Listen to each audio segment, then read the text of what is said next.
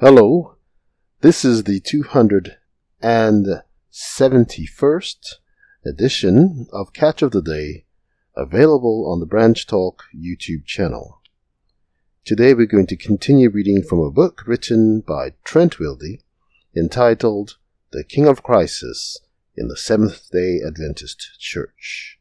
Starting on page 14, the second paragraph, we read, Mark Johnson, President of Canadian Union. He says, "This afternoon it is remarkable that we have come again to Battle Creek. Here, the woman, who God chose and the humans sometimes rejected, bore a fearless witness to what God has shown her. When people listened to her, they avoided many organizational pitfalls. What we would hear her say today.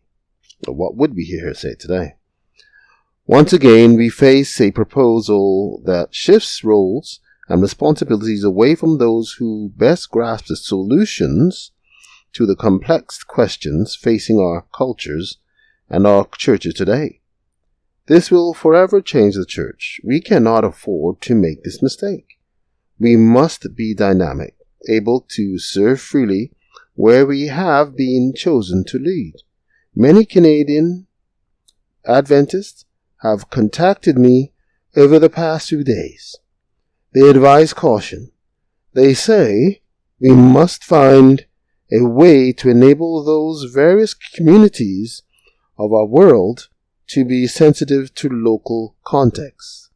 Thus, I cannot vote to approve this document as it stands."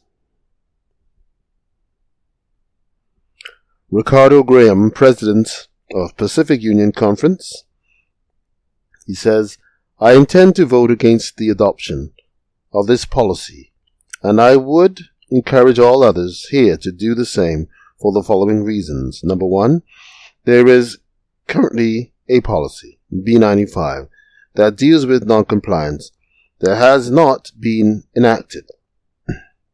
Number two, there is not in the document presented before us a process to give oversight to the General Conference and ADCOM itself. ADCOM is not a representative body. It is an in-house committee, and I do not believe that it speaks for the World Church. 3.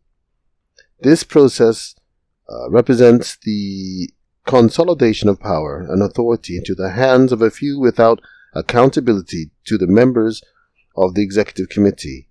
If the document passes, number 4, it empowers and provides a platform for individuals who have any issues with the church to bring accusations against leadership at any level.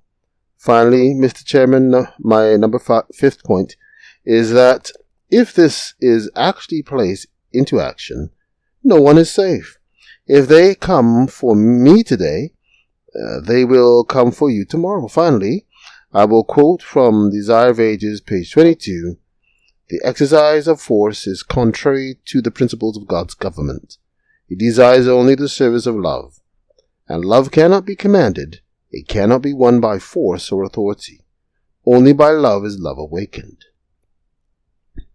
Daniel Jackson, President of the North American Division, he speaks and says, "I think we should steer as far away as we can from language that would say, if you do not agree with this or you don't abide by that, then you ought to get out." And I've read that recently in a General Conference document, and it greatly disturbs me that we would use that language. We need to move away from it.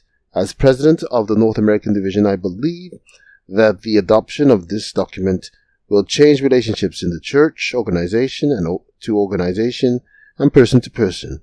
It holds the potential to turn the church into a judiciary, whether we want it to or not. All divisions and regions will be affected. This is not just about women's ordination. It may be about finances, the actions of conferences, unions, and divisions that are not compliant. Decisions made by the 5 committees located in Silver Springs and created by ADCOM, it appears, can ultimately direct a local organization located either in Atlanta or Abidjan, to take care of non-compliance. And if you do not take care of it, according to their interpretation of policy, then if it arises to that level, they will take care of it for you.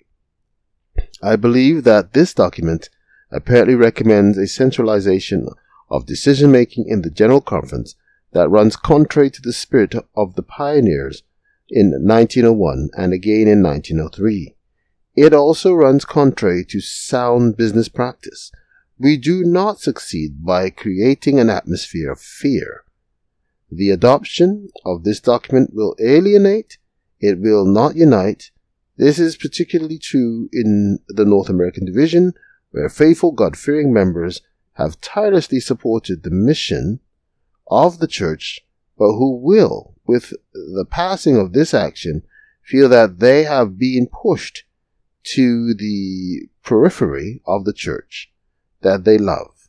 And finally, I am appealing to this body to say no to the document.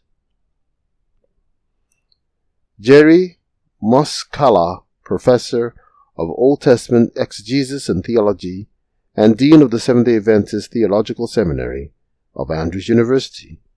For me, the major problem with the proposed document is the fact that the punishments are not built on a clear "Thus saith the Lord," on the plain biblical teaching, but on human and ecclesiastical reasoning. Therefore, this proposal is in violation of the very important sola scriptura principle. Second, the real issue is that the violations dealt with in the document and in the setup of the committees carry a mixture of different levels of authority. Foundational, doctrinal statements are mixed up with ecclesiastical and financial policies. Thus, different items carry varying different levels of authority, are put together and on the same level. And this is highly confusing, misleading, and wrong. Third, if we need to discipline duly elected leaders, it must be on clear biblical theological grounds, on a plain "Thus saith the Lord," and not on a debatable biblical interpretation and ecclesiastical foundations and authority. Fourth, if we were to adopt this document and this proposed election, it would be the first time in the history of our church that we punish our dedicated and committed leaders on non-biblical grounds. Fifth, this document creates an atmosphere of suspicion and fear instead of generating trust and confidence. It will only distract us from the main focus on the proclamation of the biblical truths and will actually injure our unity. So out of faithfulness to Christ and the Bible, I speak strongly against this document. It lacks a healthy balance and must be rejected on the methodological, historical, missiological, theological, and biblical grounds. Take care.